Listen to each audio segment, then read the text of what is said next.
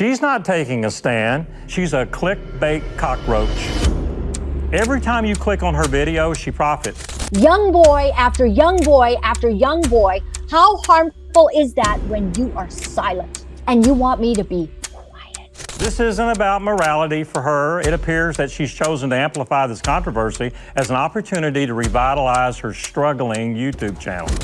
I take great privilege that God would call me to this moment of account. I am proud to be here. I will not be silent. I will not allow Jonathan and Susie to be sitting alone, undefended by those that Daystar made great. The truth is, she's using Jonathan and Susie, and they don't even know. Ever since the Daystar drama involving Joni Lamb, Jonathan, and Susie Lamb kicked off, one person who has boldly taken a stand is Laura-Lynn Tyler Thompson. She's been using her platform to expose the hidden cracks in the Daystar empire and shine a spotlight on the issue. From announcing her decision to leave the Daystar TV network, to hosting interviews with key individuals, including ex-staff of Daystar, Laura-Lynn has been giving a voice to people who might not have been heard otherwise. Her efforts have uncovered perspectives and stories that many wouldn't have known about, but this hasn't gone over well with Daystar's leadership. Predictably, they've turned their attention toward Laura, accusing her of being a clickbait cockroach, just trying to profit off Daystar and Joni Lamb's name on YouTube. Now I want to address some of the lies that have been circulating online. Let me start with one that really bugs me. Laura-Lynn Tyler Thompson. In the past 2 weeks, she has made multiple false claims. But why would she be doing this? Well, first of all, she's been misleading people to believe that she took some sort of strong moral stand of coming off of Daystar's international network, when that is not true. She was part of our local network in Canada for 26 days, just 26 days. What the public doesn't know is that Laura-Lynn admitted to knowing about Jonathan and Susie's plan to go public with the smear campaign and appears to have coordinated her own publicity stunt announcing that she was coming off Daystar to position herself as a voice of integrity and capitalize on controversy. But then we dug a little deeper, and at the time of her departure, Laura-Lynn was aggressively losing subscribers. It came to light last week that in October, her YouTube channel had 5,000 total views and earned nothing, $0. But after she started using Daystar and Joni Lamb's name, her YouTube jumped to 2.7 million views in the past 4 weeks and made an estimated $13,400. She's not taking a stand. She's a clickbait cockroach. Every time you click on her video, she profits. This isn't about morality for her. It appears that she's chosen to amplify this controversy as an opportunity to revitalize her struggling YouTube channel. Daystar's executive hammer has clearly come down hard, but Laura-Lynn Tyler Thompson isn't one to back down. Despite the voices trying to silence her, she's holding her ground and continuing to speak out. In this next video, Laura-Lynn takes it head-on, responding to a pointed email urging her to stay quiet. So this lady's not happy. Her name is Marilyn Jacobson Martins. And she says, so Laura-Lynn, have you interviewed Joni, Doug, Jimmy Evans, Rachel, and Rebecca, or any other Daystar staff? You know what? I'd love to.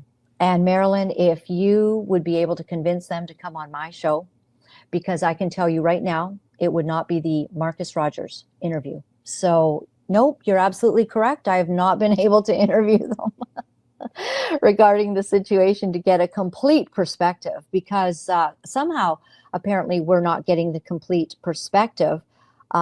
Because now, why would we not?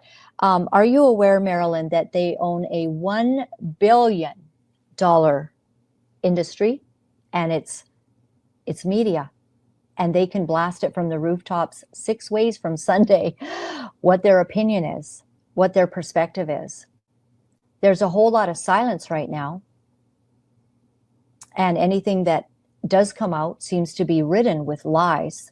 Marilyn says, if not, then you do not have the whole picture. My spirit is so bothered by the social media frenzy over this and your role in feeding it.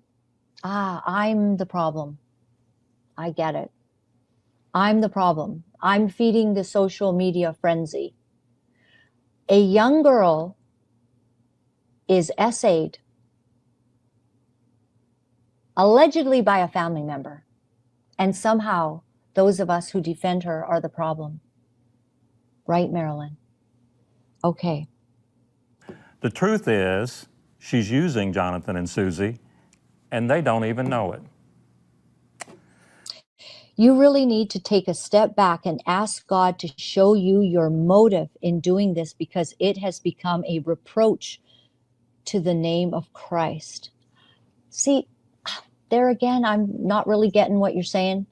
I thought a reproach to the name of Christ would be covering up an essay of a child. I don't know what I'm not getting right, but I thought that would be the reproach. So what you're putting out here, I don't get it at all. And I think you're part of the problem. And that's what I wrote back to you, Marilyn. I wrote that back to you. I said, you're part of the cover-up. She never knew Marcus, but I did. She doesn't know Joni. I do. I worked with Marcus Lamb for decades, and there was no more integrous man I've ever met. All the allegations about him covering up sin are false. He was a man after God's heart and had a vision to reach the world with the good news of Christ. So for those of you tuning in to LauraLynn's channel, she's not here to tell the truth. She's here to stir up drama and make money. So not only that, I believe it is a stench in the nostrils of God. Do you know what? I think sexual abuse is a stench in the nostrils of God, Marilyn. Yes, it is. And you want me to zip it. You want me to clam up. You want Pastor Ray to clam up. You want Ohio for Freedom to clam up. You want Brother John to clam up. I know something about Brother John. He ain't going to clam up, and neither is Pastor Ray or Ohio for Freedom. Nuh-uh. We think that a stench in the nostrils of God is silence in the face of evil. And that's you, Marilyn. Where's your questioning of why there's no justice for a child? What are you doing? You're being silent when we are to expose the evil works of darkness, and you are not doing it. So you then say, this is his department, as in God's department, and I believe he is grieved with people using this family and ministry as fodder for gossip. Ah, so this is gossip. I see. So gossip is when you're repeating things that you can't do anything about, that you really have no business talking about. Do you think it's our business when a child has been harmed?